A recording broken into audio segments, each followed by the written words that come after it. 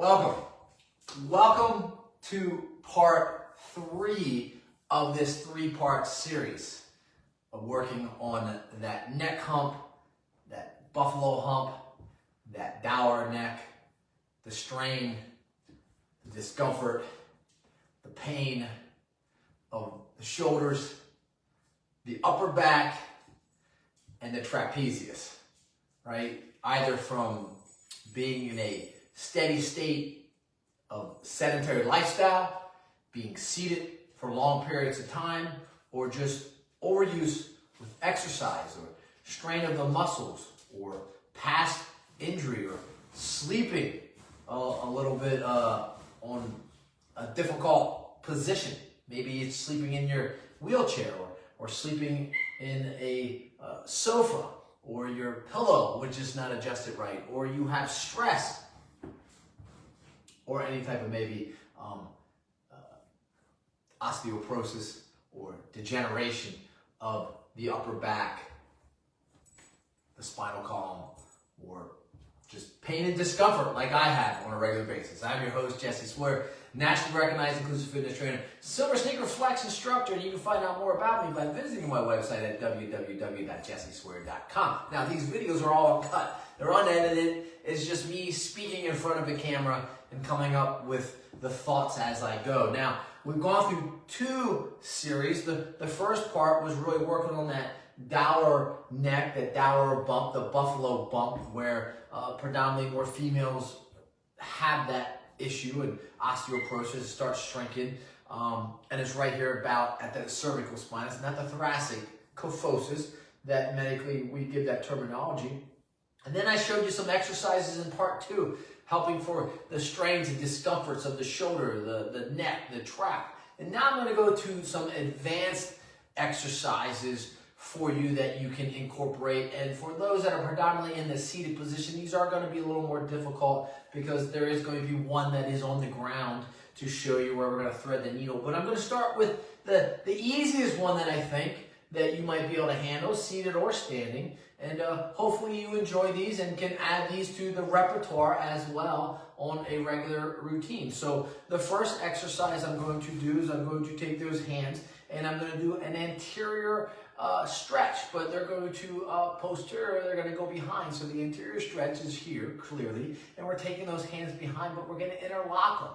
So when I say interlock them, right, I take those hands and I interlock them, and I stand in a nice tall position, and I try to lift those hands up, right? You can always get somebody behind you. You can always try to extend those arms on top of the chair and go higher and higher, or you can bend even forward a little bit and have somebody come up. But the real goal is to stand in that vertical position, have those hands together anteriorly, and then take them up. And then hold this position. So it's not like a dynamic exercise. It's holding this position and trying to take those hands higher and higher as you do this on a regular routine. One, it's going to help with the chest, so the chest isn't compressing. It's going to help with the anterior part of the shoulder, so it's going to help pull back. And it's going to help the scapula pull your posture in a more upright position, strengthening that back as well, and giving you mobility. So that's the goal of this exercise as well, as you take them back in that L position, mobility, but interlock them. The next exercise I'm going to go to is a really difficult exercise, and it's really difficult for me as well. And it's taking those hands and put them in a reverse prayer position, right? This is the prayer position, so I'm going to take those hands and put them behind me and put them in that reverse prayer position. Again, it's going to really work on that rotator. It's going to work on the trap. It's going to work on that shoulder girdle, the glenohumeral joints, and it's going to create definitely greater range of motion if you can do this. Now, I struggle with this exercise myself. So as I introduce it, you might struggle as well. Some of you might be a little more flexible, a little more agile, and you'll be able to do this. So the goal is to keep those hands like this in that prayer motion, and they're going to go up the spine in the back. So I will show you this from a reverse position so you can see what I do. So clearly I take these hands behind me like this, right? So that's a downward prayer position. So you could do this motion, right? Put the hands down that way. No different than this position. But I want to flip those hands. I want to flip those into prayer position. So that's the difficult move here as we go to this, and then I try to go up and reverse those hands, right, into that prayer position. And you're going to get some cracking, you're going to get some discomfort, and you might not be able to do this. As you can see that I'm even struggling, right, to get this position, and that's your position. So as you can see, really difficult for me, and my hands probably aren't in the best position back there, but that's the position you want to be in. And what it's doing as I'm in this position, one, I can feel my wrist, so I got some carpal tunnel, I can really feel those getting stretched out. I can feel the shoulders getting stretched out. I can feel my chest getting stretched out. And I can really feel my scapula really engaging. And also, as I do this motion, feel it through here, and feel those traps also becoming more stretched and the tension relieved from them. So again, that is a really difficult exercise. You could ask me to do this again on video, and I'd probably say, I need some practice on that one, and you might need some practice on that one as well. So I would suggest you start with the interior one and just work on getting stretched in that direction. The next one is going to be just a wall stretch, but we're going to do a perpendicular wall stretch. So I'm going to use my left hand to show you, and I'm really just going to get it where it's shoulder height, right? But I'm not going to stand like this. In fact, what I'm going to do, I'm just going to close out and stand up against the wall like this, and then I'm going to have that hand against it, and I'm just going to kind of walk back and out. So I'm perpendicular to it, and then I'm just going to kind of hold that position and be in that nice upright position, right? And I'm getting that stretch. I could go a little higher with this if I had to, but I'm kind of running into the steps, and I'm just kind of stretching the shoulder right here at the acromyoclavicle and the glenohumeral joint as well, and then I'm stretching the bicep. And the other thing it's doing as well is it is stretching the trap. The trap is not engaged at this point. It is getting a little bit of stretch, and I'm just standing in this position, and I'm holding this position right here like this. So that I can walk forward again, and then I'm going up against, arm is stretched out, so my arm would be stretched out completely, and then I'm just kind of walking back and around. So I'm perpendicular, and again, if I want to be a little more upright, I push in and I plant that arm straight in there like that, so that I'm really getting that stretch through that shoulder. I would suggest you walk back and in and out of that. I would suggest that you just stay there in that perpendicular wall stretch and hold it for a 20 to 30 second count, and then you do the other side as well. The next exercise that I'm going to throw into, I'm going to turn the camera a little bit so you can see me over here at this wall. I'm going to do a chest stretch through the doorway or off a wall. So as I turn that camera, you can see into my dining room. Hopefully there's no plates on the table. And all I'm going to do is kind of just walk through this doorway, right? But I'm going to just put my hand up here, right? 90 degrees.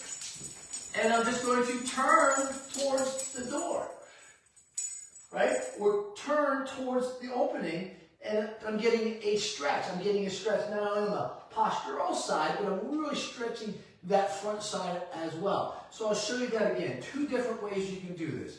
One, I can walk in between a doorway or door frame, put my hand up in that 90-degree goalpost region, that W.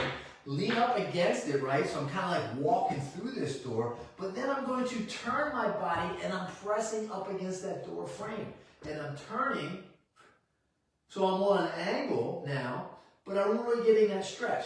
The other way you can do it, it's a little more advanced, put it that way, is I can just keep it out in that perpendicular position and then just turn my body so I am facing the other door frame and actually use my hand here to give me a little bit of a brace and support. And again, a nice, good, solid stretch of the chest, of the scapula, of the shoulder.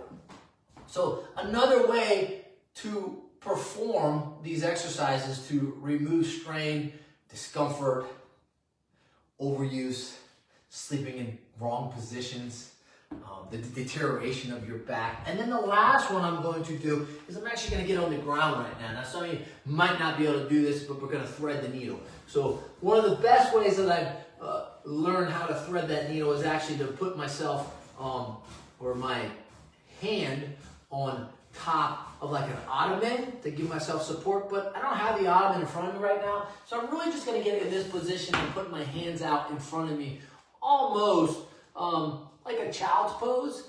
And then I'm going to just take that right hand, Lincoln right here, thank you buddy, and I'm going to just thread the needle through. He won't let me thread it. So I'm just gonna thread it through. When I say thread it through, I'm just gonna take it, slide it on these wood floors, and then I'm just gonna get low as I can and slide it through, like that. So I go, clearly I'm in that pronated position, but then I'm going to turn my palm over so it's in the supinated position, and I'm driving that hand down through. And I'm just holding that position as I come back for that 20 to 30 seconds, and then I'm gonna do the other side as well. So now I take those hands back out like that, hold myself up, and slide that left hand through, right? See it sliding through onto the carpet, and then I'm gonna just turn it up, and I'm gonna just lay down, and I'm just trying, again, continue to reach through. And not only can I feel that on my shoulder, but I can also feel that in my core, my lower back, my upper back, my knees clearly because I'm on the ground. But there are 5 different exercises that you can try to implement on your own. Now, if you can't do certain ones, don't do them. Remember, if you have any pain, discomfort, lightheadedness, then you kind of want to just hit that pause button, right? And come on back. So hopefully you enjoyed this as much as I did. Lincoln clearly did, and I'm done with these, and that was the 3-part series. Peace, my friends. Go in peace. Visit my website and keep on coming back for more of these exercise routines.